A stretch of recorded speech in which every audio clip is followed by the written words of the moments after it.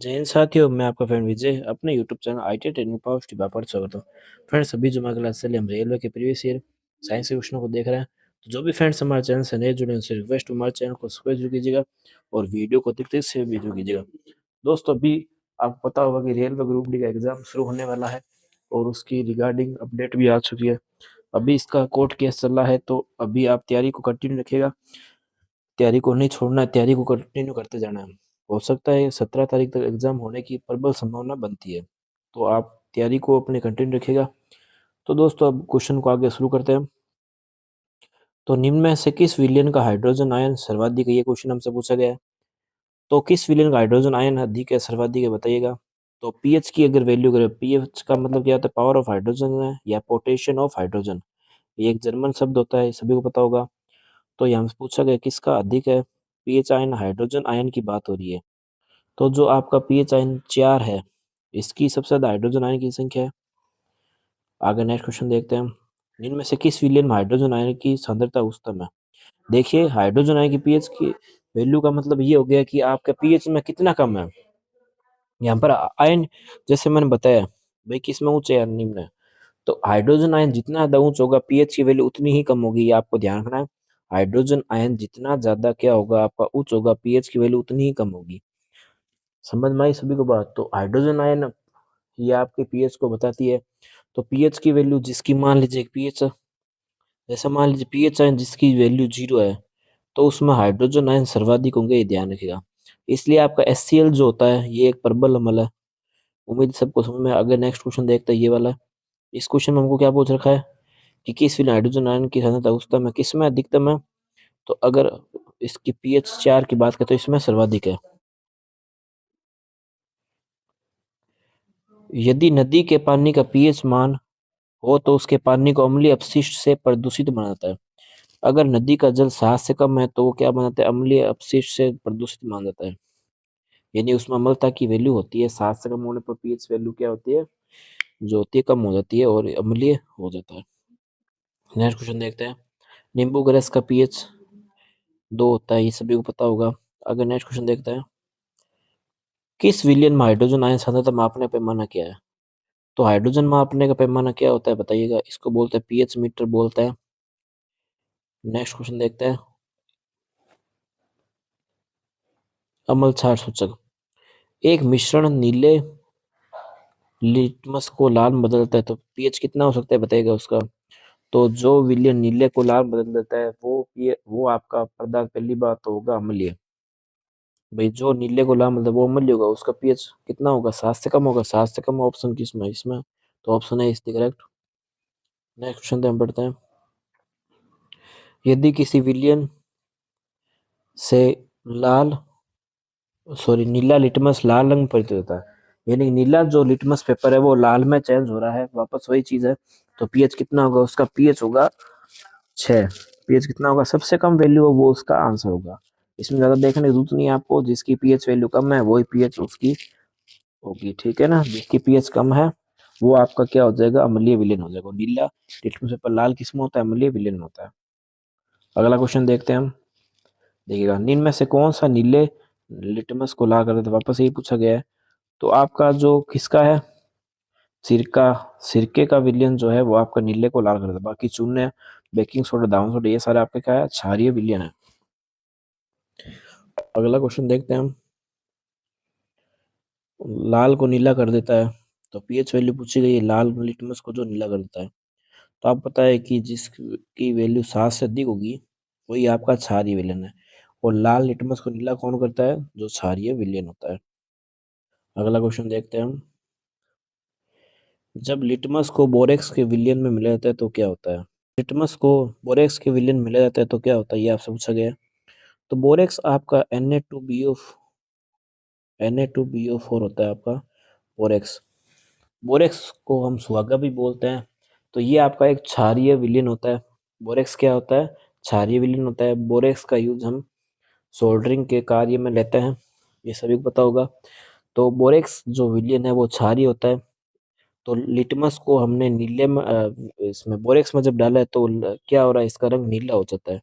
तो ये एक क्षारीय विलयन होता है, इसलिए इसका रंग क्या होता है, नीला हो जाता है।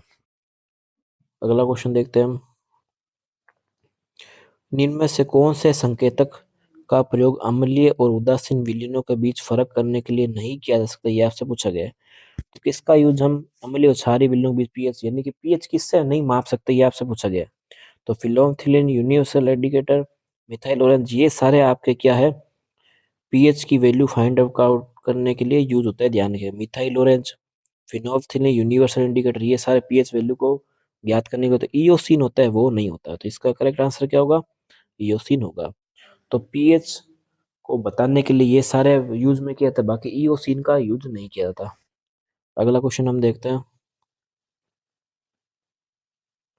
शुष्क लिटमस पेपर पर शुष्क एचसीएल गैस की क्या क्रिया होती है, आपसे पूछा गया है। तो यहाँ पर पूछा गया है कि लिटमस पेपर आपका सूखा है, ठीक है ना, और उस पर शुष्क एचसीएल गैस है। तो एचसीएल गैस आपको पता है अम्लीय होती है, तो क्या होगा, नीला लिटमस पेपर लाल होगा। अगला क्वेश्चन देखते हैं। एक बार देख रहे हैं दोबारा, इसमें गलत कैसे बता दिया, देखते हैं दोबारा। तो नीला लिटमस पेपर लाल हो जाता है, नीला लिटमस पेपर श्वेत हो जाता है, नीला अथवा लाल लिटमस पेपर अपना रंग नहीं बदलता है, लाल लिटमस पेपर नीला हो जाता है। इसका आंसर क्या होगा देखिए। तो इसका आंसर देखिएगा सी होगा। सी का कारण बताता हूँ, सी क्यों होगा। तो सी का आंसर होगा, और कारण ये बताता हूँ, क्योंकि यहाँ पर शुष्क है, अगर यहाँ पर जल की मात्रा हो तभी वो क्या मानी जाएगी, अम्लीय मानी जाएगी। तो इसका ध्यान रखना है, अपना रंग नहीं बदलेगा, ना तो नीला करेगा ना लाल बदलेगा। क्यों बदलेगा, क्योंकि शुष्क है। अम्लीयता कब दिखाती है, जब इसको जब हम जल में घोलते हैं तो ये जलीय आयन में H प्लस में टूटता है। भाई अम्ल की विशेषता हम क्या बोलते हैं कि जिनको हम जलीय विलयन में घोलने पर H प्लस आयन में टूट जाता है, यही अम्लीय विलयन होता है। तो यहाँ पर अम्लीय विलयन के लिए यहाँ पर शर्त क्या है कि यहाँ पर जल में घोला जाना या फिर लिक्विड होना, तो यहाँ पर शुष्क है। तो शुष्क कभी भी क्या नहीं होगा, शुष्क के अंदर जब भी लिटमस पेपर डाले तो वो अपना रंग नहीं बदलेगा। अगला क्वेश्चन देखते हैं। कौन सा गंधीय सूचक है, ये आपसे पूछा गया है। तो गंधीय सूचक बताइए क्या होता है। तो गंधीय सूचक आपका लौंग है, ये आपका सूचक बताता है इंडिकेशन, ठीक है ना। हल्दी, साबुन, गुलाब, वैसे हल्दी जो होता है आपका ये भी सूचक ही होता है एक तरीके से, ये भी पीएच वैल्यू को माप सकता है। गंधीय सूचक की बात करें तो वो होती है आपका लौंग। अगला क्वेश्चन देखते हैं हम, देखिएगा। जिन पदार्थों की गंध अम्लीय, तो अगला क्वेश्चन आपसे ये पूछा गया है कि जिन पदार्थों की गंध अम्लीय या क्षारीय माध्यम में बदल जाती है उन्हें क्या कहा जाता है। तो गंध का पूछ रहा है कि अम्लीय क्षारीय रूप में बदल जाती है, उसे क्या कहा जाएगा, तो घ्राण सूचक। घ्राण सूचक यानी कि जिसको हम सूंघ करके किसी चीज का अम्लीयता या क्षारीयता का पता लगाता है। जैसे कि हमारा जो, अगर हम बात करें, कई तरह के विलयन, जैसे विनेगर होता है, विनेगर को सूंघ कर हम पता लगा सकते हैं कि इसकी प्रकृति अम्लीय होती है। तो इस तरीके से हम अलग अलग तरीके से कई चीजों को सूंघ करके भी सीधी अम्लीयता या क्षारीयता का भी पता लगा सकते हैं। तो इनको हम ग्राहणीय सूचक कहा जाता है इनको। अगला क्वेश्चन देखते हैं हम। उपयुक्त विकल्प द्वारा रिक्त स्थान पूर्ति करें। नीले को लाल में कौन बदलता है बताइएगा। तो आपका अम्ल जो होता है वो नीले को लाल बदलता है। और और क्या पूछा हुआ है कि क्षार जो होता है, क्षार किसको बदलता है। क्षार जो होता है वो नीले को किस में बदलता है, क्षार। भाई आपका ये बोला गया है कि अम्ल जो है, अम्ल किस में दिया हुआ है, तो आपके बी और डी ऑप्शन में आपका अम्ल लिया। तो यहाँ पर क्या करोगे आप, भाई आपको पता है कि ये अम्ल तो इसमें भी है और इसमें भी है, तो ऑप्शन डी करेक्ट होगा। क्यों होगा, क्योंकि अम्ल नीले को लाल बदल देता है, और यहाँ पर क्या है इस जगह क्षार, क्षार किसको बदलता है, लाल लिटमस को नीले में बदलता है। समझ में आई सभी को बात, मैं क्या करना चाहता हूँ, दोबारा देखिए क्वेश्चन को रिपीट करता है, देखिएगा। तो नीले को लाल में कौन बदलता है, अम्ल। अब इन दोनों में अम्ल है। सेकेंड में आपको ये दे रखा है, यहाँ पर दो अलग अलग ब्लैंक छोड़ रखे हैं। तो यहाँ पर अगर हम क्षार लिखेंगे तो क्षार, अब ये पूछ रहा है कि नीले में कौन सा बदलता है, तो लाल नीले में कब बदलता है, जब ये क्षार होता है। तो option D is the correct. अगला क्वेश्चन हम देखते हैं। मिथाइल ऑरेंज जो होता है क्या होता है। मिथाइल ऑरेंज आपका ये भी एक तरीके से पीएच की इंडिकेशन के लिए होता है, ठीक है ना, इस बात का ध्यान रखना है। मिथाइल ऑरेंज भी आपकी अम्लता क्षारीयता को बताने के लिए ये एक तरीके से हम बोल सकते हैं कि इनको नेचुरल भी बोला जाता है। भाई मिथाइल ऑरेंज जो होता है आपका नेचुरल होता है, प्राकृतिक सूचक होता है। तो मिथाइल ऑरेंज क्या होता है? अम्लीय माध्यम में गुलाबी, क्षारीय में माध्यम में अम्लीय माध्यम रंगीन, क्षारीय में गुलाबी, अम्लीय माध्यम में पीला, क्षारीय में रंगीन, अम्लीय माध्यम में लाल और क्षारीय में पीला गुलाबी। तो इसका आंसर क्या होगा बताइएगा?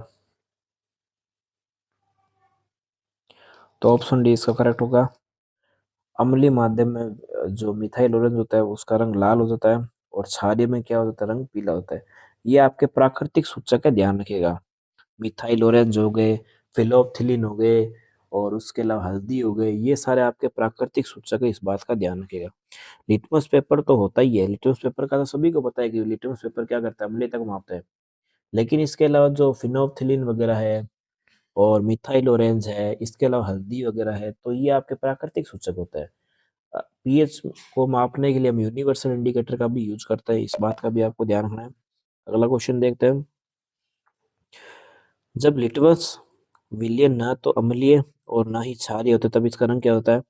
जब लिटमस विलयन ना तो अम्लीय होता है और ना ही क्षारीय होता है, तो उसका रंग क्या होता है बताइएगा? तो अम्लीय और ना ही क्षारीय होगा तो रंग क्या होगा? बैंगनी। भाई लिटमस पेपर न तो आपका अम्लीय और ना ही क्षारीय, तो रंग हमेशा क्या होगा? इसका बैंगनी होगा सामान्यतः, ये ध्यान रखना है। अगला क्वेश्चन हम देखते हैं। लिटमस पेपर जो होता है या लिटमस विलयन होता है, कहाँ से निकाल जाता है आपका? तो ये लाइकेन से निकाल जाता है, ध्यान रखिएगा। ये आपका थैलोफाइटा समूह जो होता है ना, जो जो इसको हम क्या बोलते हैं, जैसे कि इसको बोला जाए जैसे कि इसमें फूल पत्ती वगैरह नहीं लगे होता है, ठीक है। तो थैलोफाइटा समूह जो होता है इसमें लाइकेन आपका पर्यावरण प्रदूषण का सूचक भी होता है, इस बात का ध्यान रखना है।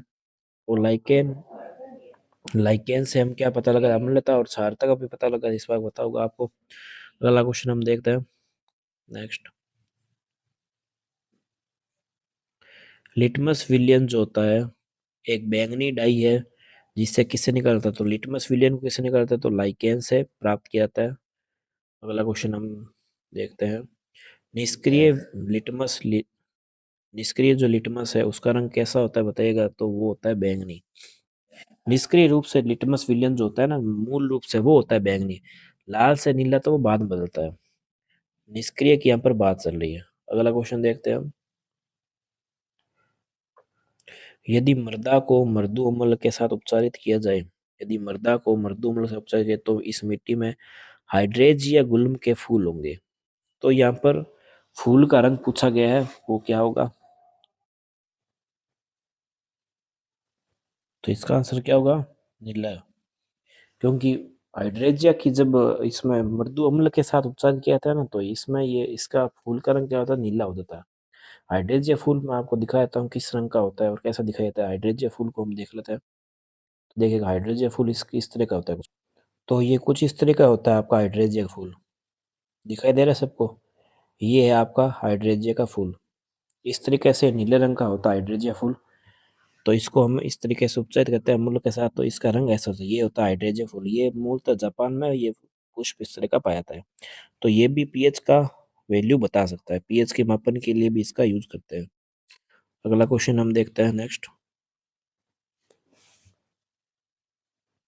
अगला क्वेश्चन तरफ हम चलते हैं, देखिएगा। अगला क्वेश्चन है हमारा। अगला क्वेश्चन हमसे पूछा गया है कि सल्फ्यूरिक एसिड के साथ मिश्रित होने पर लिटमस का रंग कैसा होगा? तो आपको पता है कि सल्फ्यूरिक एसिड की प्रकृति कैसी होती है? अम्लीय होती है। तो ये लिटमस पेपर को क्या कर देता है? लाल रंग का कर देता है, इस बात का ध्यान रखिएगा। अगला क्वेश्चन हम देखते हैं। का उपयोग करके दुर्बल अम्ल और प्रबल अम्ल के बीच विभेद किया जा सकता है। तो प्रबल अम्ल और दुर्बल अम्ल के बीच में पता कैसे चलेगा? ये आपसे पूछा गया है। तो सार्वत्रिक सूचक, फिनोल्फिन सूचक, लिटमस सूचक या मिथाइल ऑरेंज सूचक। दुर्बल अम्ल और दुर्बल जो है, दुर्बल अम्ल और प्रबल, सॉरी माफ कीजिएगा, यहाँ पर दुर्बल अम्ल और प्रबल अम्ल की बात की गई है, ना कि दुर्बल अम्ल और प्रबल क्षार की। यहाँ पर दोनों ही अम्ल है, लेकिन एक अम्ल दुर्बल है और दूसरा आपका क्या है? प्रबल है।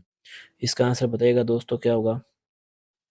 तो इस बात का आपको ध्यान रखना है, जो सार्वत्रिक सूचक जो होता है आपका, जो यूनिवर्सल इंडिकेटर होता है, इसका यूज हम प्रबल अम्ल और दुर्बल अम्ल के बीच में भेद करने के लिए कर सकता है, ध्यान रखिएगा। सावित्रिक सूचक जो होता है उसका यूज हम कर सकते हैं प्रबल अम्लों और दुर्बल अम्लों की जांच के लिए। दोस्तों आज की क्लास को हम यहीं समाप्त करते हैं, मिलते हैं नेक्स्ट क्लास में। उम्मीद है आज की क्लास आपको पसंद आएगी। अगर दोस्तों चैनल पर नए, चैनल को सब्सक्राइब जरूर कीजिएगा, वीडियो को देख से शेयर भी जरूर कीजिएगा। मिलते हैं दोस्तों नेक्स्ट क्लास में, जय हिंद जय भारत।